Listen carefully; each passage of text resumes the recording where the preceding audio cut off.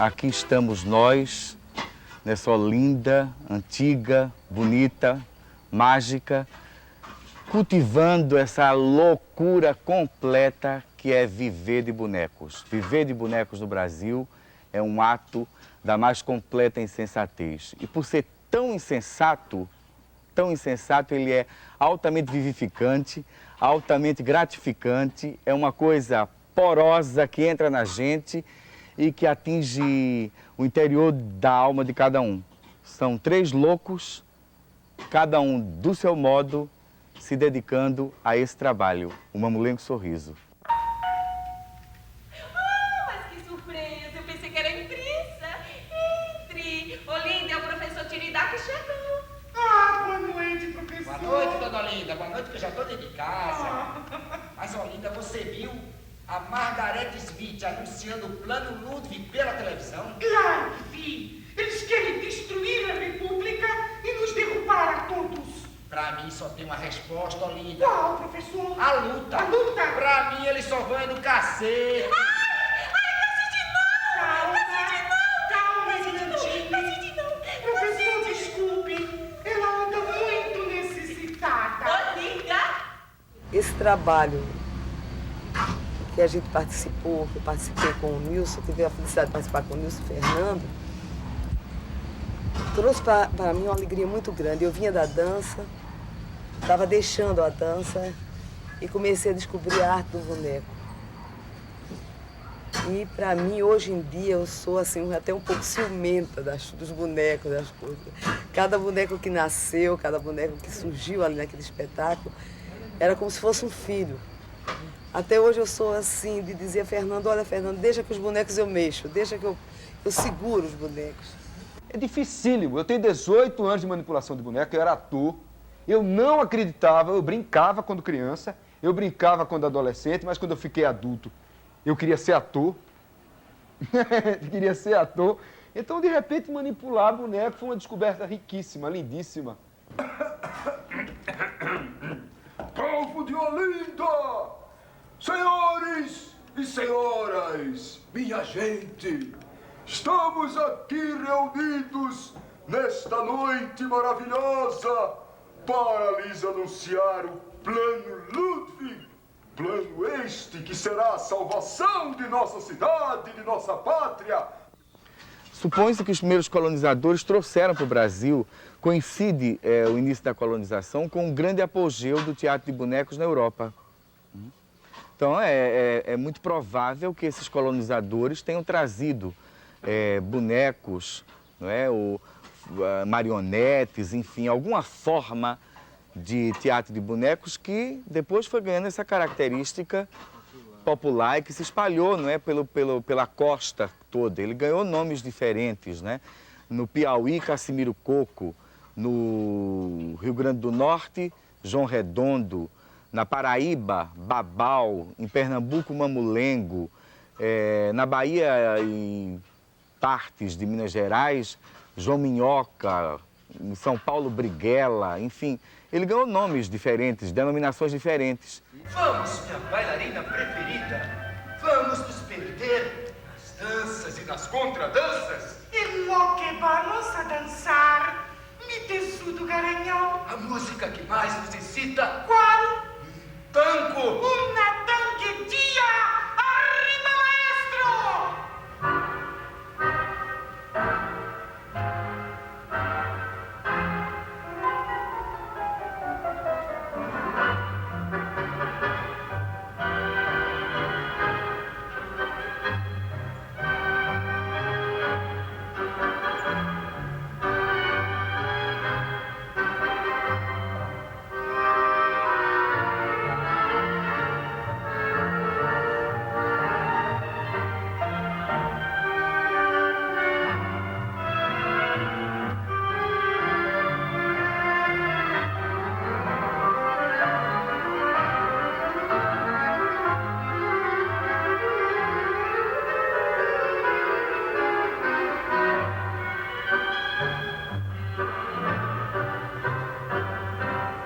Na estrutura tradicional do mamulengo, ele é composto de um mestre, de um contramestre, de mais de um contramestre, e do que se chamam os folgazões, ou no dizer dos mamulengueiros, folgazão. Os folgazão, eles não têm papel de fala, eles são manipuladores. Eles não interpretam no sentido do falar com o boneco.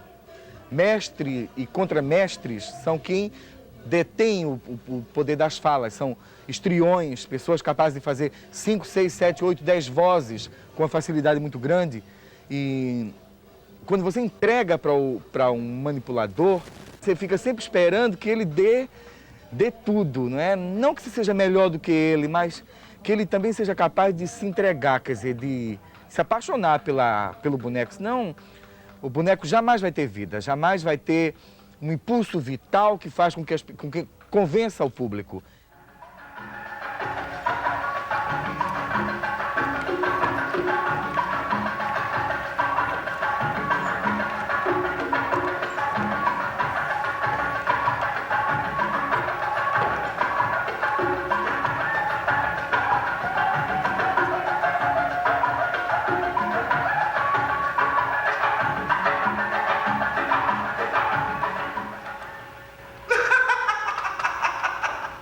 Então você imagina o personagem, às vezes se desenha, né?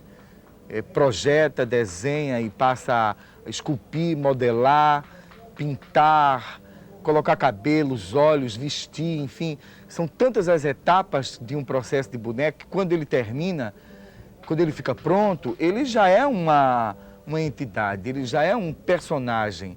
Você já sabe muito dele. À medida que a gente vai fazendo, vai pintando a voz dele, vai aparecendo que tipo de personalidade ele tem. E os bonecos, quando eles estão definidos, por exemplo, é muito difícil você pegar um boneco e mudar a roupa dele e transformá-lo num outro personagem. Isso é muito possível para o ator. Pro boneco é muito difícil.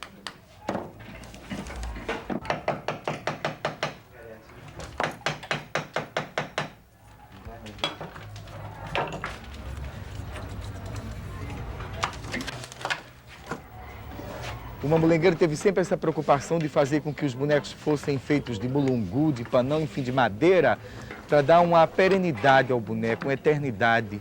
O mamulengueiro não gosta de boneco de sucata, de papier-mâché, de coisa que é perecível.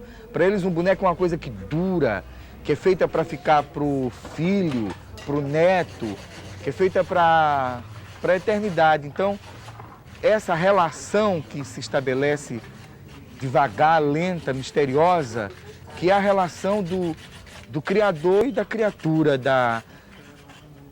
de você ser capaz de pegar um pedaço de madeira e imprimir nele uma alma, animar, não é?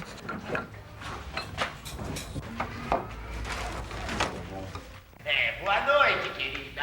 Como vai? Pior! Depois que vocês chegaram. Uma mesma, espirituosa de sempre, não é? Querido Olinda, sentimos necessidade de conversar com você, amor. Mesmo? Sim. Essa loura é louca! Sorriso, ele surge em 1975, aqui no coração de Olinda, no meio dessas ladeiras, dessas montanhas, dessas casas de tantos séculos.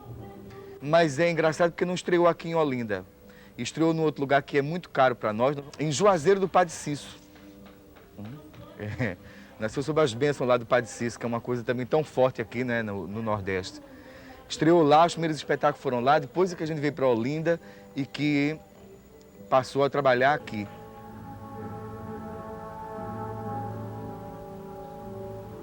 No princípio era uma coisa seguinte, todos os mamulengueiros que eu conheço são devotos do Padre Cício. Eu não queria fugir à regra, então parecia que era uma coisa de ir porque todos eram. Mas quando eu cheguei lá, ela é uma coisa de um lugar tão energizado, ele tem uma força tão pulsante, que de repente isso passou a acontecer na minha vida de uma maneira muito forte. E com a própria figura carismática do Padre Cício, que eu acho que é um dos homens da igreja que soube entender o povo, e principalmente os artistas populares. Ele sempre deu guarida, de Lampião aos mamulengueiros.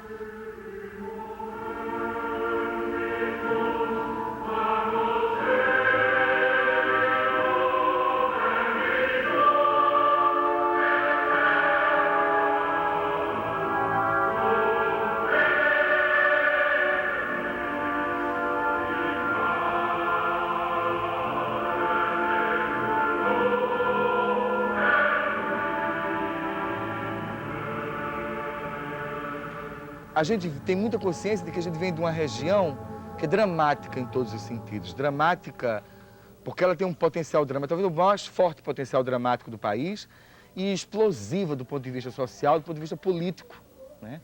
Quer dizer, o paraíso da miséria, e nesse paraíso da miséria, você não pode ter um artista que é uma pessoa que tem que captar a realidade e, ao tornar essa realidade teatral, ao magicizar essa realidade, ele tem uma responsabilidade social muito grande diante disso tudo, do miserê reinante, né? Da injustiça reinante, das diferenças enormes, né? Que vão do usineiro para o camponês. Povo da minha terra, o que dizem a respeito do nosso plano são calúnias. Calúnias! Obra dos inimigos da ordem social, da moral social, da saúde social, do social e da propriedade privada. Em frente ao antigo mercado dos escravos tem a ruína que corresponde ao antigo Senado de Olinda, onde se deu o primeiro grito de república entre nós. Cala a boca, menino! Olha que eu prendo e arrebento! O ato religioso está muito misturado com o ato, muito derivado do ato político. E esses lugares, essas colinas sagradas, elas têm toda uma história política e uma história libertária tão forte que eu acho que isso que a gente pretende passar com os bonecos. Tanto que o boneco para a gente não ficou apenas no nível de ser um boneco que diverte, ou um boneco mágico, mas o boneco muito como um instrumento de libertação, como um instrumento de consciência, de conscientização das pessoas. Povo, meu povo de vida, conspirai, resisti. A liberdade é maior que o sol, os ódios e os oceanos. Eu mergulho no colo do tempo, num porto que sempre começa, e várias auroras da noite, conspirai.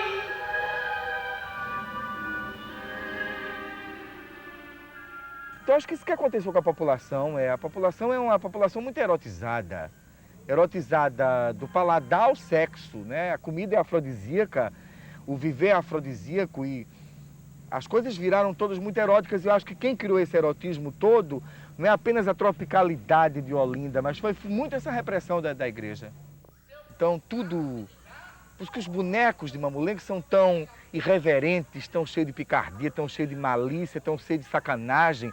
Eles trepam em cena, eles fazem amor abertamente, eles são completamente liberados sexualmente. Não, parece um parque de diversão. Ai, vai logo, Tiridá! Não, menininha, tenha calma que um dia isto tudo será teu.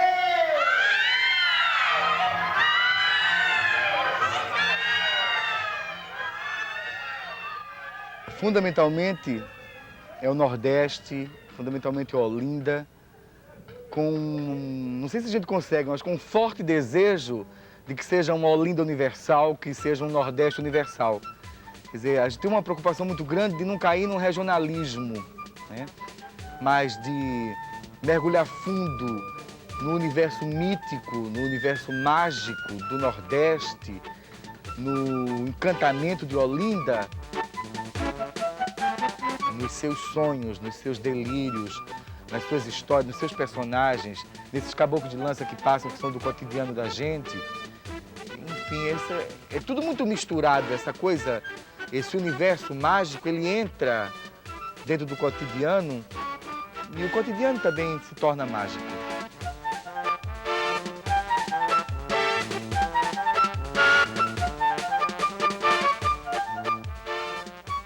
A questão da pancadaria no Mamulengo é tão forte, essa coisa da pancadaria, da briga, não é? Que ela, acho que é a principal característica do espetáculo de Mamulengo.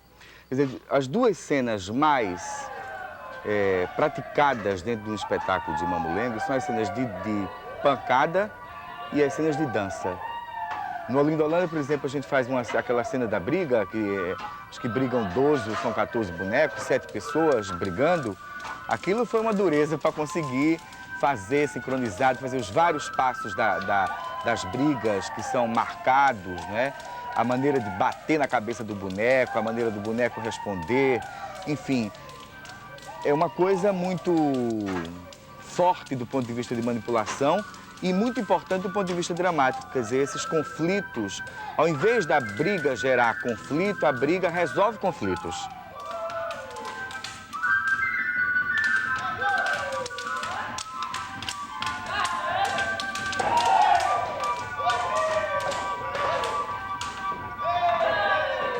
No Brasil, a ideia que se tem de teatro de bonecos é que ele é uma arte infantil. Quer dizer, uma arte que é exclusivamente voltada para a criança.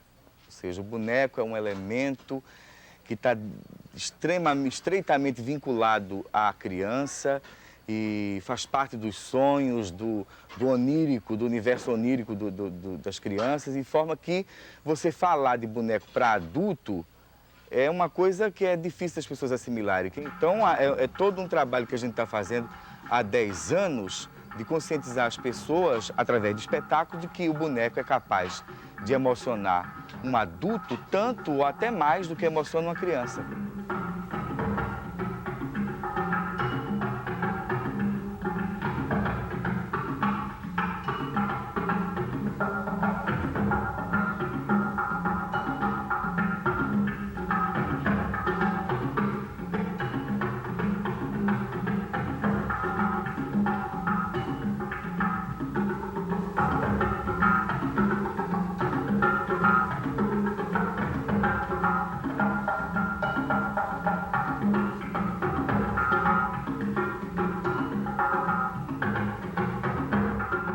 Mexer, manipular o boneco, como a gente manipula e esses outros grupos e outros que tem por aí, que procuram uma outra linguagem, é muito difícil.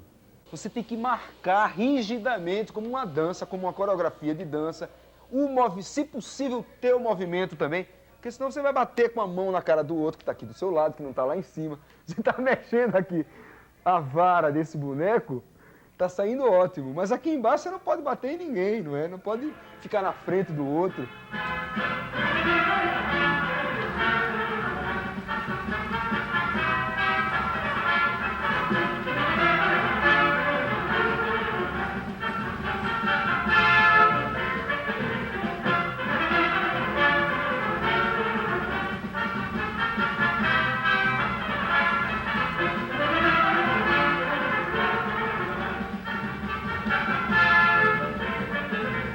Mamulengo, ele em geral, o mamulengo popular, ele tem um movimento, uma linguagem de boneco muito presa à boca de cena, porque também funciona com 1, 2, 3 manipuladores. Então o que aconteceu com a gente, com o Mamulengo Sorriso, é que a gente já mexia, várias pessoas já mexiam muitos bonecos, e a gente tinha cenas de grande movimentação, de dança, não é? Pastoril. Isso aí vem toda uma movimentação que usa o espaço da tenda do boneco, que é o palco, né? Aquele espaço tanto na frente como atrás, a gente faz toda a manipulação. E isso é uma manipulação mais técnica, né? Você já está com uma técnica que você já faz aquilo mecanicamente, não é? Que você sente que o boneco não desligou. Tá? Agora, sua mão e a sua cabeça, né, fica dividida. Imagine essa manipulação do boneco de vara, que é uma coisa técnica, esse demi-batom, esse boneco do corpo inteiro, que não depende só de você. Você tem que estar em harmonia com seu companheiro, os seus companheiros que estão mexendo o mesmo boneco e fazendo a mesma cena, como essa história da trepada da Margaret Smith com o ministro, eu mexo o ministro. Somos 2 pessoas que mexem o ministro. Então eu tenho que ter uma harmonia. Se eu entrar puto da vida com aquele meu colega, a cena vai sair uma cena, desencontrada. Você tem que ter uma paciência. Vai, minha flor do maracujá, vai. Abre as perninhas, vai. Abre. Beija mais. Abre. Beija, vai. Beija, vai. Ai, meu garanhão e tesão. Ai, que eu não me aguento mais. Vai. Caramba, meu. Vem, meu garanhãozinho. dia gostoso é agora! Com pé não, Maluf. Ai, eu acho que eu vou. Eu vou. Não, Ai, eu precoce vou. não, Maluf. Precoce não. Então agora eu me lembrei disso, que é muito importante. Você depende do boneco realmente, da técnica do boneco que você está mexendo. Me veio logo na cabeça o boneco que eu mexo mais, que é o boneco de luva.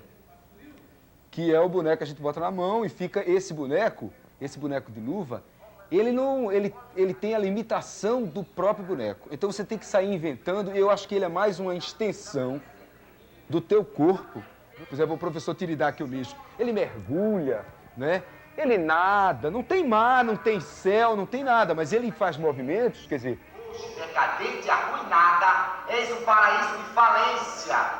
Nos mandaram a puta que pariu. A bolsa faliu, os juros desinvestaram e a camarilha política que sustenta o poder, o pé não quer arredar. Bandidos, testas de ferro, vampiros sociais. Uma coisa que passasse mais, que o boneco pudesse passar quer dizer, aquele palco quadrado, aquela tenda, ela é limitada, né, em tamanho. Depois a história de Olinda, né, o cenário, né, que faz parte do espetáculo, né, que é essa coisa enorme que é Olinda, né, e os bonecos também.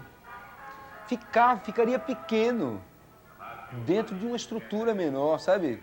Os bonecos grandes para atingir um público, uma quantidade de público cada vez maior. Governador-Geral da República de Olinda, sobre a adoção das medidas de exceção.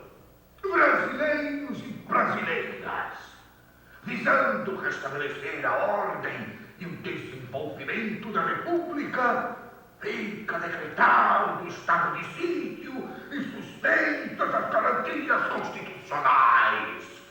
Pelo bem do país, levo a julgamento a senhora Olinda Holanda por crimes contra a integridade e a segurança do Estado. Um carregador de bonecos é uma coisa diferente. Ele é uma pessoa treinada e habilitada para preencher o grande palco da rua com os bonecos.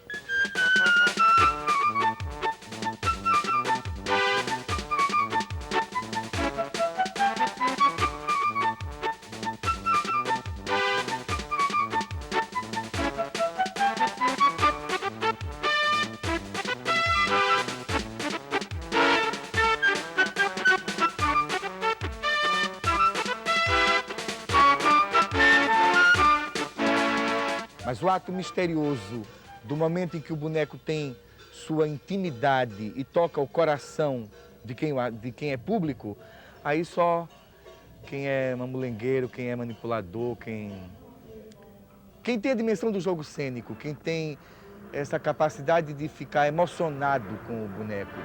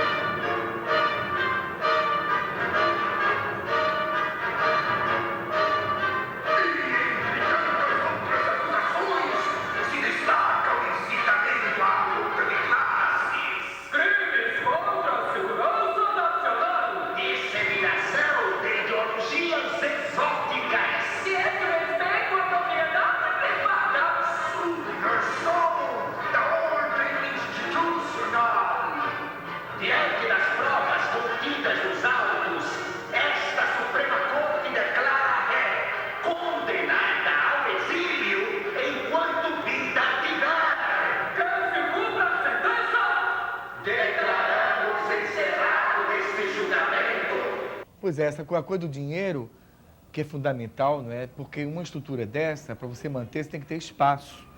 Espaço adequado, lugar onde guardar todo o material, lugar onde guardar bonecos, lugar onde ter para ser oficina, lugar para ensaiar. Por exemplo, Olinda Holanda, ensaiar onde? Um espetáculo só pode ser ensaiado em teatro, não dá para ensaiar em lugar porque o tamanho dos bonecos, quantidade de tralha é tão grande que não tem como ensaiar fora de um teatro, de uma coisa assim. Então o dinheiro no grupo é uma coisa muito difícil, como em todos os grupos, porque para manter essa estrutura, quer dizer, para manter essas pessoas, você tinha que ter dinheiro que garantisse a essas pessoas salários mensais ou retiradas mensais, coisa desse tipo. E a gente não pode fazer isso, quer dizer, quando a gente está trabalhando, dando espetáculo, que entra, isso corre normal. Quando não está parado, consegue sustentar uma parte do grupo, mas não consegue sustentar todo mundo. Daí que algumas pessoas saem, sem briga, sem nada, porque não tem como segurar. A gente não tem nenhum tipo de subvenção permanente ou algum apoio mais efetivo. E para montar o Olinda Holanda, a gente teve que vender a coleção de bonecos populares, né, Fernando? Porque a gente não tinha como, não conseguia montar, né? Prezadíssima senhorita, Marca respeito. Oh, excelência! A República, seguro-lhes, não deixará violar seus compromissos internacionais, ainda que às custas do suor e do sangue de seus filhos. Olinda não tem nenhum teatro. É fantástico essa coisa, né? Então não existe nenhum teatro, então a gente queria que aqui fosse o Teatro Mamulengo Sorriso, a casa onde ele começou, e que nele pudesse funcionar não apenas a coisa de apresentação, de ensaio, de espetáculo, mas funcionasse oficina, tivesse um pequeno alojamento para as pessoas que vêm de fora, que pudessem ministrar cursos, outros bonequeiros que viessem de outros estados, grupos de bonecos que viessem para se apresentar. Enfim, que não fosse apenas o teatro onde o Mamulengo Sorriso se apresentasse, mas um lugar onde os grupos de bonecos, tanto de Pernambuco como de fora, pudessem mostrar seus trabalhos.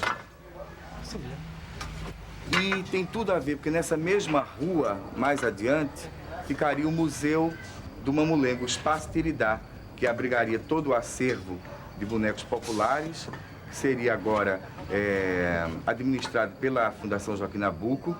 E na mesma rua, então, teria o Teatro de Bonecos, quer dizer, um teatro próprio do Mamulengo Sorriso e aberto aos grupos, enfim, à arte do boneco.